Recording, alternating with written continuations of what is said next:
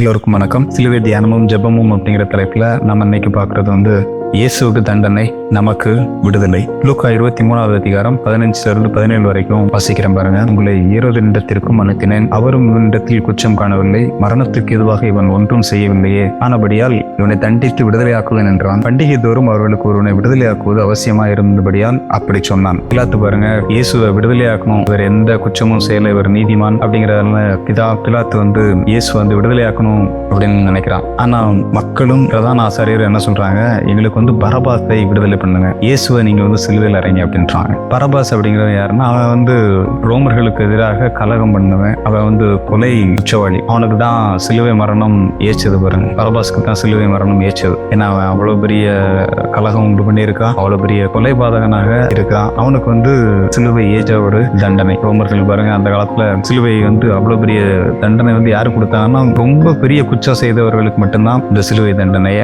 கொடுத்தாங்க. இப்போ பிலாத்து என்ன சொல்றான், இயேசு விடுதலை பண்ணலாம் அப்படின்றான். ஆனா பிரதான ஆசிரியர்களும் ஜனங்களும் என்ன பண்றாங்க, கூக்குரலிடுறாங்களாம், எங்களுக்கு இயேசுவை விடுதலை பண்ண வேண்டாம், பரபாச விடுதலை பண்ணுங்க, இயேசு என்ன செய்யணும், அப்போ இயேசு சிலுவையில் அடிங்க அப்படின்றாங்க. பாருங்க, இந்த பரபாசுங்கிறது வேற யாரும் கிடையாது, நமக்கு அவன் ஒரு ரெப்ரசன்டேட்டிவா இருக்கிறான். பாருங்க, பைபிள்ல சொல்லப்பட்டிருக்குது, பாவத்தின் சம்பளம் மரணம் அப்படின்றது. நாம் எல்லாரும் பாவிகள் தான். பாருங்க, நமக்கு தான் மரண தண்டனை கொடுக்கப்பட வேண்டும். எல்லா மனுஷரும் பாவிகள் என்ன சொல்லுங்க, எந்த ஒரு மனுஷனை விட்டு வைக்கல. பாருங்க, எவ்வளவு பெரிய தேவ மனிதராக கூட இருக்கலாம், ஆனா யாரையுமே பைபிள் விட்டு வைக்கல. எல்லாரும் பாவிகள் அப்படின்னு, எல்லோரும் நியாய தீர்ப்படைய வேண்டும், எல்லோரும் குற்றவாளிகள். ஆனா இயேசு பாருங்க, இயேசு அப்படி கிடையாது. அவர் நீதிமானா இருக்கிறார். தேவனுடைய பார்வையிலும் அவர் நீதிமான், மனுஷருடைய பார்வையிலும் அவர் நீதிமான். இவங்க பொய்யா குற்றம் சாட்டி இயேசு சிலுவையில அடிக்கும்படிக்கு ஒப்பு கொடுக்குறாங்க. ஏன் இந்த மாதிரி நடக்குது அப்படின்னு சொன்னா, அவர் நம்முடைய குற்றங்களை இயேசு ஏற்றுக்கொள்கிறார். பழைய ஏற்பாடுல இது ஒரு பிக்டரல் இதா ஒண்ணு சொல்றாங்க பாருங்க. அது லேவியராகமம் 14வது அதிகாரத்துல இருக்குது. அதுல என்ன பண்றாங்க, 2 குருவியை கொண்டு வராங்க. ஒரு குருவிய அவர்கள் அதை கொன்று அதனுடைய ரத்தத்தை எடுத்து இன்னொரு குருவி மேல அந்த ரத்தத்தை தெளிக்கிறாங்க. தெளிச்சு என்ன பண்றாங்க, அந்த குருவிய உயிரோட விடுறாங்க. ஒரு குருவி சாகுது, ஆனா இன்னொரு குருவி, அந்த ரத்தம் துவைக்கப்பட்ட குருவி விடுதலையாக்கப்படுகிறது. இந்த பரபாஸ் விஷயத்திலும் அதே மாதிரிதான் நடக்குது பாருங்க. பரபாஸ் சிலுவையில் அடிக்கப்பட வேண்டும், ஆனால் அவன் சிலுவையில் அடிக்கப்படவில்லை. இயேசு பரபாசுக்கு பதிலாக சிலுவையில் அடிக்கப்படுகிறார். யோவான் 8:36 இப்படி போட்டிருக்கு பாருங்க, குமாரன் உங்களை விடுதலையாக்கினால் மெய்யாகவே விடுதலை ஆவீர்கள். குமாரன் இயேசு உங்களை விடுதலையாக்கினால் மெய்யாகவே விடுதலை ஆவீர்கள். எப்படி விடுதலை சாத்தியம்?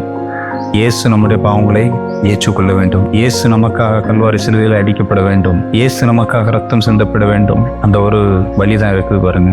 குமாரன் விடுதலையாக்குகிறார். அப்பவும் பாருங்க, நிறைய பேர் பாவத்துல சிக்கி இருக்கலாம், ஏதாவது நோய்கள்ல சிக்கி இருக்கலாம், பல பிரச்சனைகள்ல சிக்கி இருக்கலாம். இதுல இருந்து என்னால எப்படி வெளியே வர முடியும், இதுல இருந்து எனக்கு விடுதலை இருக்குதா அப்படின்னு யோசிச்சுட்டு இருக்கலாம். பாருங்க, இந்த இயேசுவை நீங்கள் நம்பும் போது உங்களுக்கு விடுதலை சாத்தியமாகிறது. நீங்கள் விடுதலையை அனுபவிக்க முடியும். நாம் எல்லாரும் ஜெபிப்போம். ஸ்தோத்திரம் கர்த்தாவே, தேங்க்யூ லார்ட், தேங்க்யூ ஜீசஸ். ஓ குமாரன் விடுதலையாக்கினால் மெய்யாகவே விடுதலையாவீர்கள் என்று இருக்கிறதே கர்த்தாவே. இதை கேட்டுக்கொண்டு இருக்கிற ஒவ்வொரு மக்களுக்காகவும் ஜெபிக்கிறோம் கர்த்தாவே. நம்ம அநேகருக்காக ஜெபிக்கிறோம்.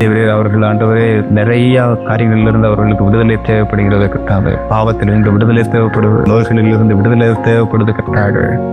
Thank you Jesus. ஓ ஸ்தோத்திரம் ஆண்டவரே, அவர்களை விடுதலை பண்ணும்படிக்கு ஆண்டவரை நீர் கல்வாரி சிலுவையிலே மரித்திருக்கிறீர், அதற்காக ஸ்தோத்திரம். இப்பொழுதும் ஆண்டவரே, இதை கேட்டுக்கொண்டு இருக்கிற யாவருக்கும் ஆண்டவரை நீர் விடுதலை தருகிறபடினால் நமக்கு ஸ்தோத்திரம் கர்த்தாவே. விடுதலையின் உணர்வை நீர் கொடுக்கிறபடினால் நமக்கு ஸ்தோத்திரம். உடைய ரத்தத்தை அவர்கள் மேல் தெளிக்கிறோம் கர்த்தாவே. நீர் ஆண்டவரை அவர்களை விடுதலை செய்கிறபடினால் நமக்கு ஸ்தோத்திரம் ஆண்டவரே. குமாரன் விடுதலையாக்கி நான் மெய்யாகவே விடுதலையாவீர்கள் என்று இருக்கிறபடி ஒவ்வொருவருக்கும் இன்று ஆண்டவரை விடுதலை உண்டாயிருக்கட்டும் ஆண்டவரே.